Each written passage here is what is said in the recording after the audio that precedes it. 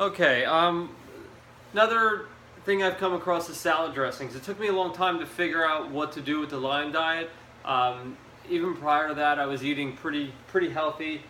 The the labels, going through those and going to the healthier stores and trying to pick out items that were Lyme, I guess, disease safe, low in sugars. A lot of the different things that were inside of them, you had to kind of try to figure out what was taking place. So after a little while, just trying to be healthy and then going to the Lyme, I learned to make my own dressing. So in this case, I have the Bragg's. They say that this is a good component to have. It works good if you have Lyme disease and the maybe saying around the Candida diet, basically fungus. It's part of the antibiotics and or the leaky gut syndrome, and I've done a lot of different things to try to minimize intake of problematic foods and or spices and vinaigrettes. So in this case, from what I've learned is that I can have the Bragg's or apple cider, or a good apple cider raw vinegar. By itself tastes terrible. Some research don't take the honey and the Bragg's. A lot of people try to do the few tablespoons a day with the honey, and that's just not good for the Lyme disease. You need to stay away from the sugars completely. So that's something that I've been told. So what I do is I come in here and I usually just kind of go for it. In this case, I'm going to attempt to measure, which obviously you can sit here and see that I don't. I make most of my foods now by hand. I've really become a different type of person from eating out 7 days a week or at least 6 days a week, and barely when we eat at home. Half the time I would cook and I put it in the oven, or my wife would cook, and at the end of it being ready, I would, let's just order something. So we wouldn't even eat the food that we cooked a lot of the times, and so it's really strange to sit down and try to make things. And I've learned to get better at the things that I'm doing. So here I want to say half a cup, but I'm going to do under a half a cup. Not sure what that measurement equals, but just a little under half a cup. And basically, you're trying to do a 1-to-1. So this is I use an extra virgin olive oil. I'm sure there's different and positive features, and I'll just put this back up there, of having the different olive oils and what maybe should be the light one. But I like to use the bolder olive oils for flavor. Those are good. So kind of I'll go in here and I'll do a 1-to-1, and I'll make a good amount of dressing, so I'll have it for a few days. The two will somewhat, you'll see the separation, and I always blend my dressings. Unfortunately, and I normally have this great, it almost looks like a salad for my dressing, and today I struggle with driving and a lot of different things, so I found the service that delivers my food, and the last delivery that I did, I didn't add. I usually have fresh cilantro, fresh basil, and fresh parsley. So those are the three things I like to put in. A lot of the parsley, they say, is good for the Lyme, so I always put a lot of that in there. My dressings are almost green, but then they're so loaded with the fresh flavors that it tastes good. In addition to using those fresh, and now I'm going to put the powder in there, unfortunately. They say it's fresh on the label. It's cilantro. I'll put some of this in there. And I really think it adds to the dressing to have, when it comes out, you'll see it'll be colorful, it'll have life to it. Just a standard, basil. And it kind of reminds you of the store.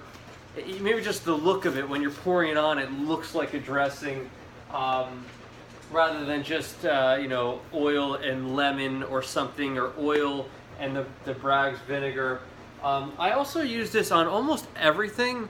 It's a garlic and herb Mrs. Dash. It's part of about a year I've been using it, and I still go after it. It's still pretty good. It's good on chicken. It's good with a lot of different dishes.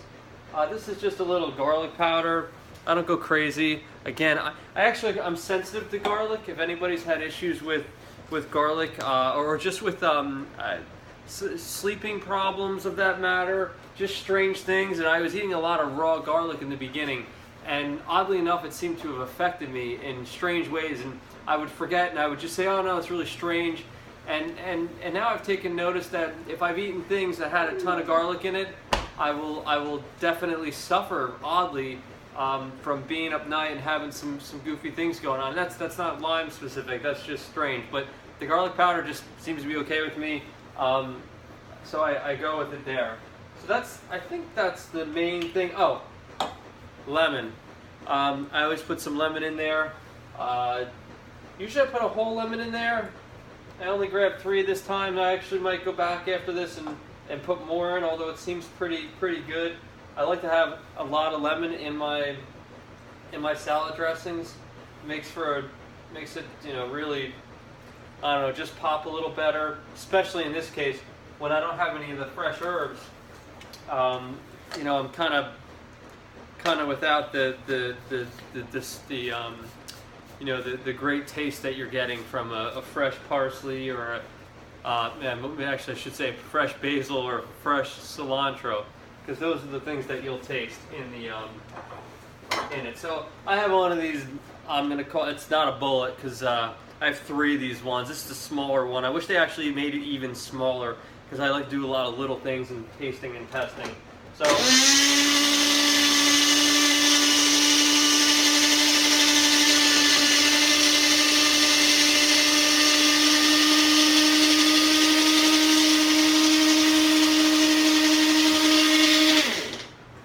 So if you can see it, it's actually great. It forms this like, almost, creamy white, texture. And just kind of, it's kind of tough to get in there and see, but it's completely, it reminds you of a dressing. It's almost like you went and got a fancy dressing. And in all honesty, if you compare this to a side-by-side dressing that you pull out of your fridge versus this, even with the dry ingredients, if these I'll probably let this sit for a day or 2 so it can soak into these random dry ingredients. Not random, they're dry ingredients that I have. But once that's done, it'll actually taste 100 times better than a store-bought. You won't have that plasticky taste to it. It'll just be completely different. Now, what I used to do was I used to make these better with, it tastes good with honey, but again, you're supposed to stick away from that. It actually really makes it wonderful. It gives it this nice sweetness to the dressing. But again, we can't add that because we're on the Lyme disease, but if you know somebody that they want to help make a good dressing for, add the fresh lime, add some honey in there, like a good amount, like 3 teaspoons to even that small bit, maybe 2 teaspoons, this smaller amount, and it'll just have a sweetness and it won't be oversweet. But in any case, that to me is a good salad dressing. You can obviously add the things you'd like. Some people, maybe some shakeout, some onions in it, some powder of that nature, and or other fresh ingredients. And I think that's what I like. Put this over a salad. I usually store this in the fridge for probably about 5 days. I mean, everything that's in here is fine. I'm sure it could go longer, but for me, I usually enjoy it once a day, and it goes pretty quick. And that's why I make a certain amount. And then also, if I get tired of this, it will only last so long, and then I can switch up some of the ingredients. I can maybe just make a cilantro one, or just a heavy, which is great, just a heavy basil one. Basil is wonderful. So if you just put a lot of that in there, it makes a good. It also makes a good dressing. So hopefully that helped you. I have other dressings that I've made. I do a lot of reducing, and I have to do some fact checks on that, because I was reducing certain things like cranberry and then doing a mix with mustard and so on, and it came out great. But I think I need to look back at the sugars in it. Yet again, something else we need to avoid that I was doing for a while, and I stopped just because I got to be careful of doing that. These again are the things that I'm doing. I suffer severely from brain fog. I'm doing a lot of probiotics. I'm on 60 billion units of probiotics a day. I was on about 30,000, but started to have some issues with the Candida. I may be saying it wrong again. So I recently did, they upped me to 60 billion units and a anti, I guess, fungal medicine of some sort. And again, I'm not quite sure, and this is what I'll keep making videos on. I'm not sure if it's the Lyme disease that's causing it, if it's the new way that I've eaten the past probably 6 months, specific of the diet. You know, you just don't know, and a lot of things with this Lyme disease is that we don't really know what it is that got us to the point where we're here.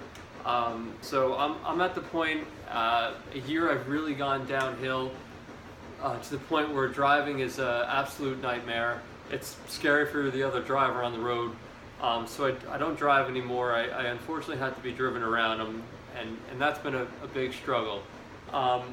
Throughout the past few months, I've been taking different supplements, and I started with the minimum amounts, and just kind of, I don't want to say out of frustration, but I've moved to the max amounts. Maybe that's the best way to do anything. You know, start light, see what it does to you.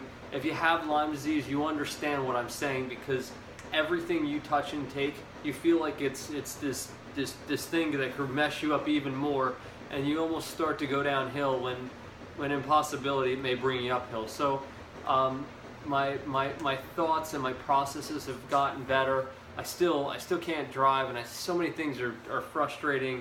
You know, pretty much I'm stuck in my house. But I can do everything, you know, mentally wise. So that's actually some things have come back together. It's been a real slow process. I suffer with, you know, tinnitus. No, I don't want to use the word suffer. Well, I'm suffering from it, but in the process of having Lyme disease, maybe about 9 months ago, I picked up this wonderful thing with tinnitus. I haven't come up with any solutions. You know, lavender oil. You know, I rub that on the back of my ears and around here, and I do that every day. Literally 2-3 times a day. I smell like a lavender tree. You know, when you have Lyme, you don't even care. You literally, like, I don't care how I look, how anything, whatever it is I'm doing. It's all goofy, it's all strange. But you do anything because you just want to get back to the way you were. Especially, you know, I'm a highly functioning person. 7 days a week I need to be on the move, and this has really crushed me. So I like to take and do anything that a doctor tells me, and or some supportive evidence. I'll take it to the max, and I'll do exactly what it is, and I won't do it once in a while. I'm not a once in a while person. They said to do it, I'm going to do it. I'm going to find the best way, and I'm going to try to do it to the extreme. You know, even this, and as I'm saying, I'm questioning every ingredient here, going, I think this one's good, I think this one's good, and meanwhile it's like just a few things. But you know, and one thing we don't know in this world is how much does each little item affect us. You know, in this Mrs. Dash, you know, like I said, I've been using it for a while, but I had the problem before. But you know, there may be, you know, there's pepper in here, and there's carrot. There's these chunks of little carrots, and you know, carrots are high in sugar, but obviously in a powder form, you know, I can see that there's like 8 pieces of like the tiniest carrot, and I don't think that matters. And one day, you know, I might get even more tired of this and go, that matters, and may take it down to basically, you know, garlic and or one other ingredient in there, and keep going down and down. And I haven't quite hit that level yet, but you know, and I hope that I don't. I hope that I can come as far as I've come and start to move forward on that. So I hope that helps some of you. You know, ask me any questions that you have. I've really gone through the different diets and the different challenges, and I've been all over the board. I used to be, you know, close to 200 pounds, and now I'm about 126, and it's not by choice.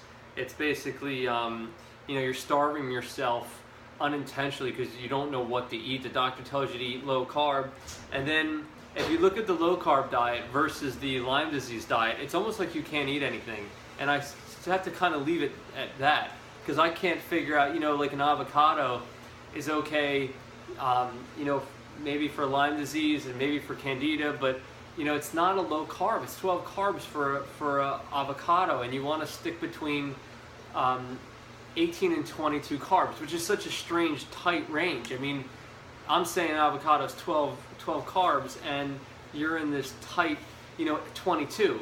It's not like it's between 20 and 30 carbs or 20 and 40 carbs. It's almost nothing. So, and if you look at everything you eat, you'll realize that that's a incredible amount of carbs for just the smallest piece of maybe food.